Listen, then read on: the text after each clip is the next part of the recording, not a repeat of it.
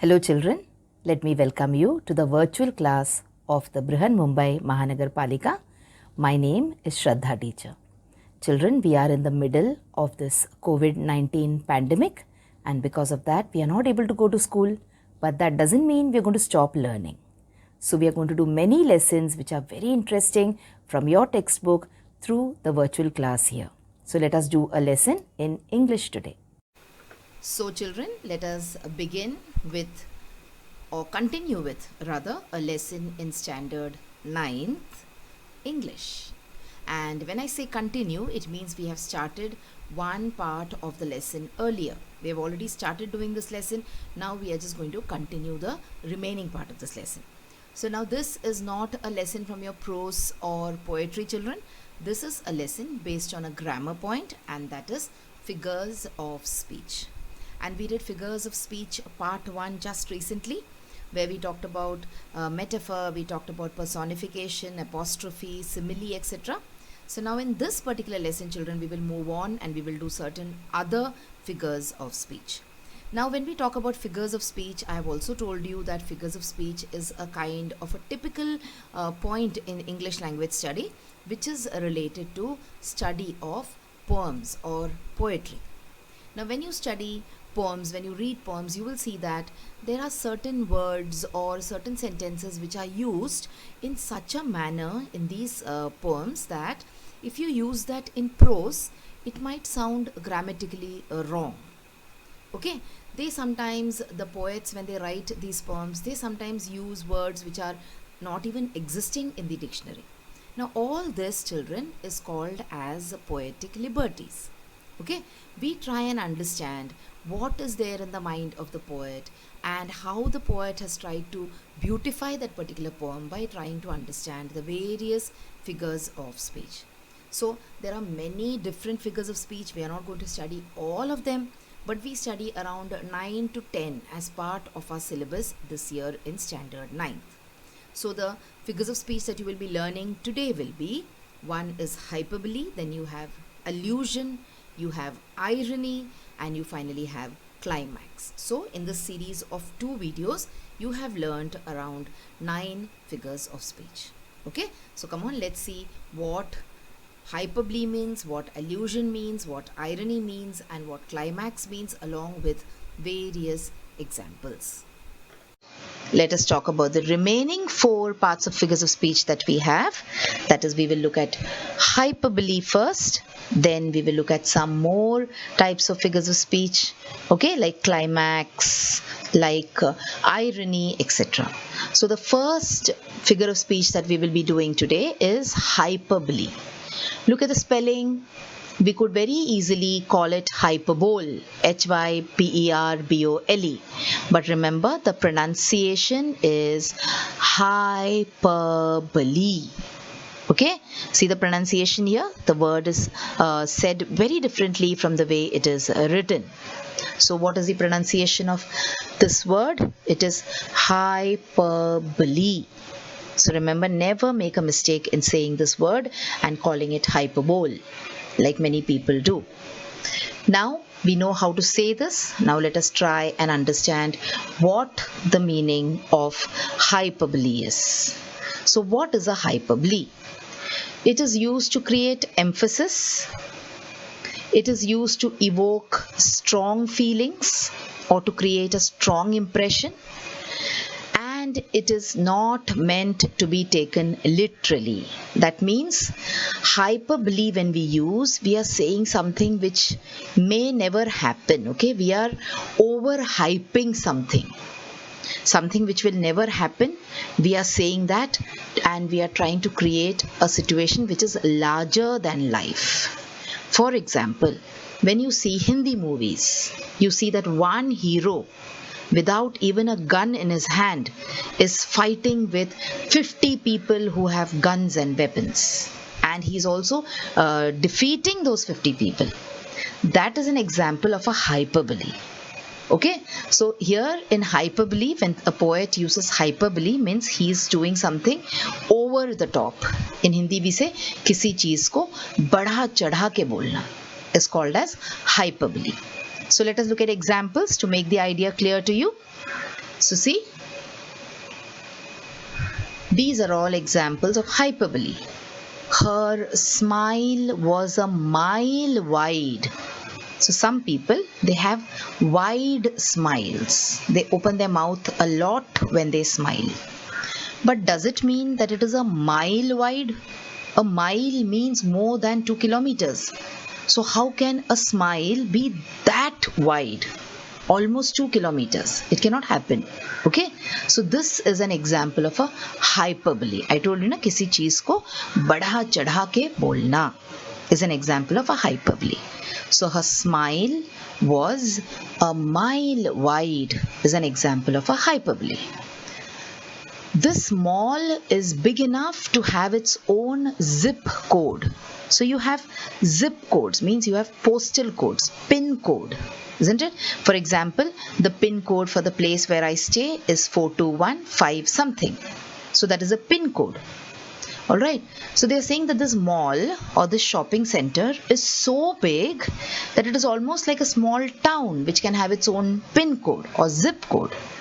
So this is बढ़ा चढ़ा के बोलना. So it is an example of a hyperbole. The next one, I have told you 1,000,000 times to stop saying that. 1,000,000 times here means many times or a number of times. It does not exactly mean 1,000,000 times. You never tell someone 1,000,000 times something. Okay, so it is hyperbole. And look at the last one.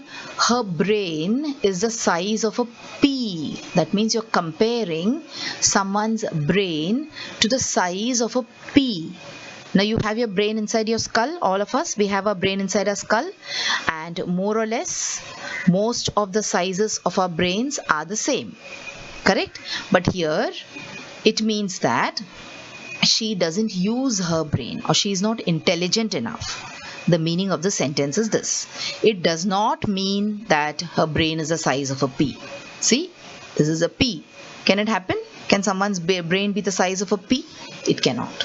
So that is why these examples are all examples of hyperbole. So now you know what is a hyperbole.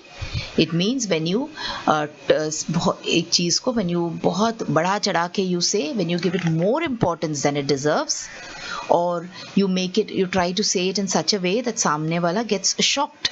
So that is called as hyperbole. Okay, I've used a little bit of Hindi in order to make this idea clear to you. Let us talk about the next figure of speech, that is allusion. Okay, see the spelling, it is not illusion, it is ALLUSION, allusion. Alright, so what is allusion? Allusion means a brief reference in one work of literature to a person, place or event in another work of literature or in history, art or music. Clear? Or let me make it clearer to you. Suppose I am writing a book, okay, or I am writing a poem. In my book or in my poem, if I am trying to write about something which is there in some other book, for example, if I am writing about something which is there in one of the plays of Shakespeare, then that is an example of allusion. So a brief reference in one work of literature. One work of literature means a book which I am writing, to a person, place or event in another book of literature. Okay, so see, I am talking about something or someone or some event in one of Shakespeare's stories or books. Then that is called as allusion. You can also talk about some character in history. For example, if I am writing a poem, if I talk about Shivaji Maharaj, Chhatrapati Shivaji Maharaj, then that also can become an example of an allusion because I am referring to a great person in Indian history. Okay, so allusion means when you're talking about someone else in your work. So who will talk?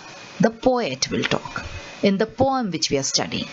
Okay, so when you read a poem and you see that in that particular poem there is a reference to someone in some other book, other poem or someone in history, then that is an example of allusion. See, he studies all the time and is a regular Einstein. Okay, now see, Einstein is a historical figure. That is, he was a very big, great scientist, isn't it? So when you are writing something and we are giving reference to Einstein, then that is an example of allusion. Look at this now. Chocolate is my Achilles' heel. Now we have all learnt about the lesson Joan of Arc. Okay, we have talked about how in that particular story there was a horse which they made and they kept it, and finally that horse became the Achilles' heel of the Greeks. That is, that horse became the weak point, and because of that weak point they had to suffer defeat. So here chocolate is supposed to be compared to the Achilles' heel. So here Achilles' heel means what? You can say weakness. That is, whenever I see chocolate, I'm not able to stop myself. I always gulp it up. I always eat it, in spite of knowing that it might not be good for my teeth. Alright, so this is an example of allusion. When you have compared chocolate to Achilles' heel, and when you have talked about Einstein and you have compared Einstein to some person who's studying all the time. So these are all examples of allusion. Let us look at some more examples. See, Sally had a smile that rivaled that of Mona Lisa. So see, this is the very, very famous painting Mona Lisa by Leonardo da Vinci. And this smile of Mona Lisa is supposed to be the most alluring smile seen by human beings. Okay? So Sally had a smile. Sally is a girl. They're saying Sally had a smile that rivaled means that can give competition to Mona Lisa's smile. So this is an example of allusion, because Mona Lisa is a very famous painting. Okay, so it is a very historical thing that we are talking about.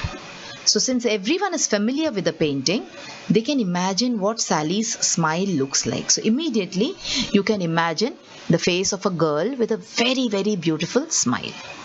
Alright, so this is an example of allusion. See, this is one more example of allusion. I was surprised his nose was not growing like Pinocchio's. So now Pinocchio is a cartoon character. He was a toy which was made up of wood, and there was a special quality about Pinocchio. Whenever he used to say lies, whenever he used to tell lies, his nose used to start growing. So what are you saying? You can hear someone telling a lot of lies and you're saying that I was surprised his nose was not growing like Pinocchio's. So he's saying so many lies, his nose should have grown like that of Pinocchio's. Okay? Next example. The place is like the Garden of Eden. Now, Garden of Eden now is a mythical place and it is compared to heaven. So when you're talking about heaven, we have never gone to heaven. None of us have been to heaven because we are all alive. But from the description that people give, we have an idea that heaven might be a place which is really very beautiful. So see this picture? It is really beautiful, isn't it? So when a place is extremely beautiful, you say this place is like the Garden of Eden. Alright? So these are all here examples which will tell you what the meaning of allusion is. Okay, these are all examples of allusion. Alright, come on, let's move on and go to the next figure of speech, that is irony. So this is the third figure of speech that we are doing today, irony. So it is a figure of speech which a person is saying the opposite of what it means. Alright? For example, this happens very well at home.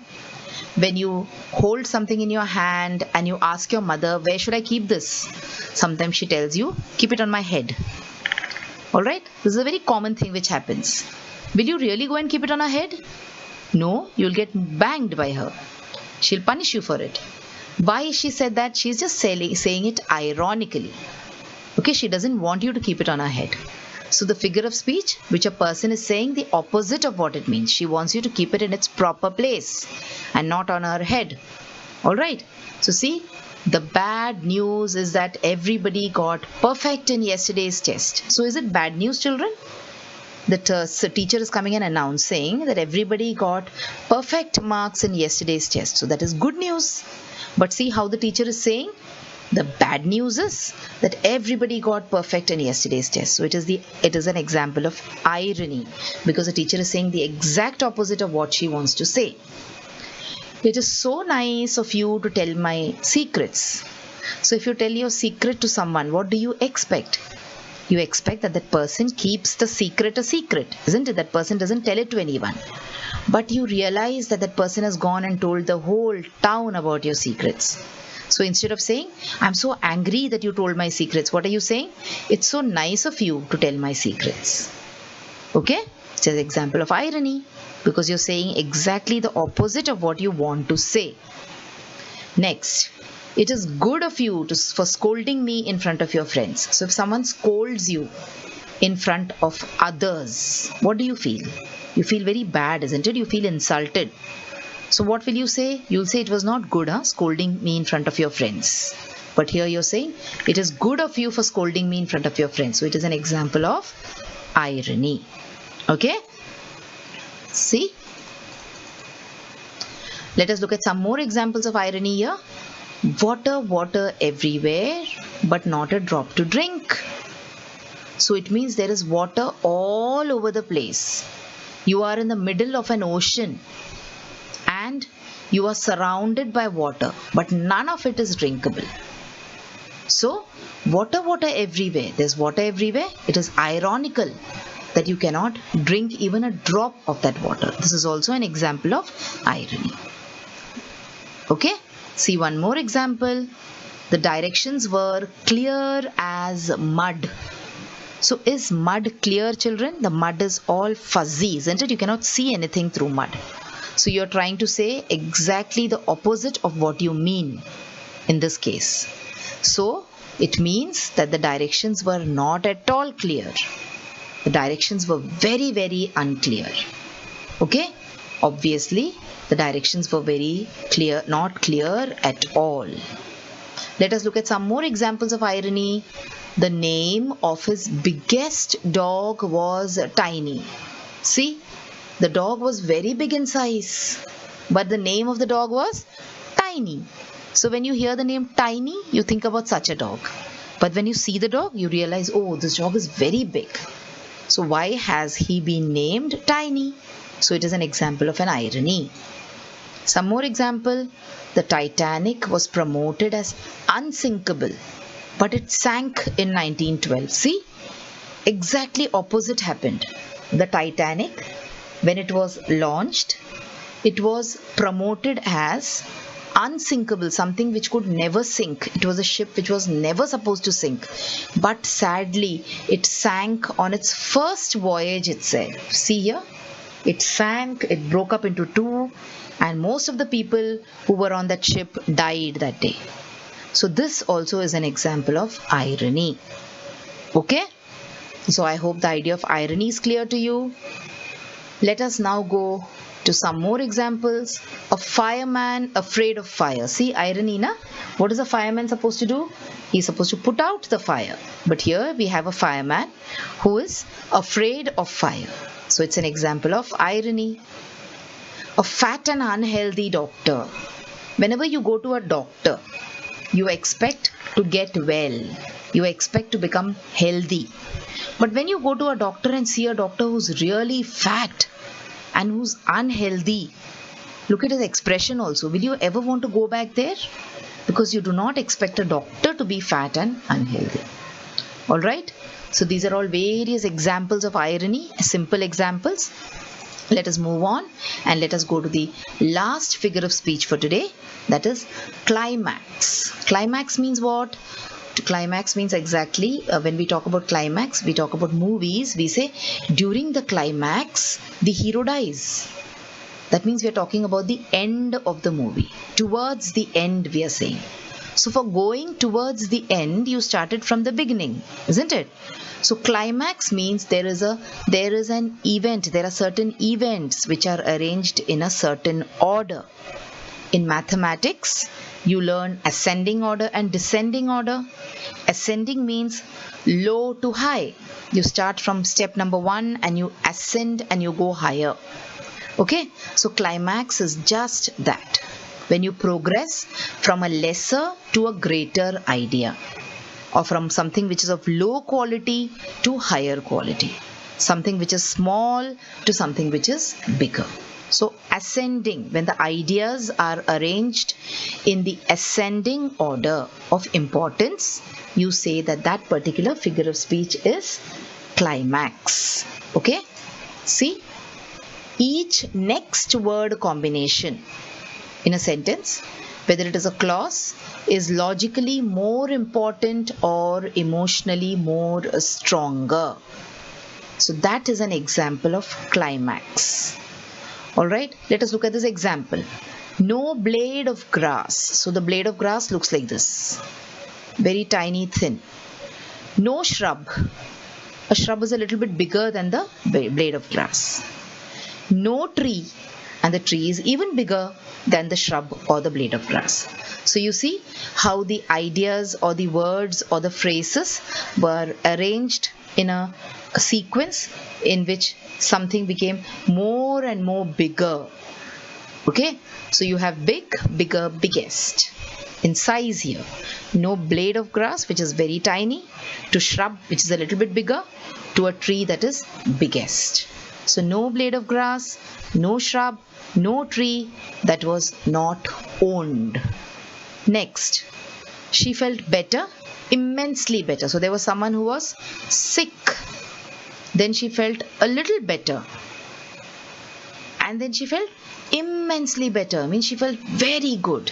So you can see here how the state or the quality of a person's health went on improving. She was sick and then she felt better and then she felt immensely better. So this was climax for you children. So which all figure of speech did we do today? We talked about climax, alright, in which we talked about how each word is a combination of the previous word. Then we talked about irony, in which we saw how irony means you mean the exact opposite of what you're saying, and we saw many examples also of irony. After that, we saw what the meaning of hyperbole is, allusion is, and we saw how we talk about something which is taken from the books or from science or from nature. Alright, and I wanted to point out one more thing which I had forgotten last time. See, this example about Pinocchio's nose growing is an example of hyperbole also. Alright children, because this doesn't happen. When someone tells lies, his nose doesn't grow. Okay, so this example of I was surprised his nose was not growing like Pinocchio's could also be taken as an example of hyperbole. We have considered it an allusion because we are talking about Pinocchio, who is a figure from the storybooks. And then finally, we also talked about what is hyperbole with a lot of examples. Alright, so that was the second part of our lesson based on figures of speech. So children, now you have watched the video. So after you watch the video now, you will have to complete a few simple tasks. Now you might have watched the video on your computers or your laptops or your mobile phones. Now after you watch the video, what will you do? You will please go to the description box which is given below the video. So what is the description box? See, the description box looks like this. Alright, and after you go to the description box, you will see that there are a few questions there. Now what are these questions about? These questions are about the lesson that we just learned or the video that you just watched. So what will you do? You will think back properly about the lesson and you will try and answer these questions and note down the answers in your notebook if you want. Okay? After that, we have another task waiting. You will also click on the link which you will find in the description box to fill up the Google form. So now what is the Google form, children? It is nothing but a simple form. There are a few simple questions there about the video which you just saw and also about yourself. So these are the tasks now that you will have to complete after you watch each video.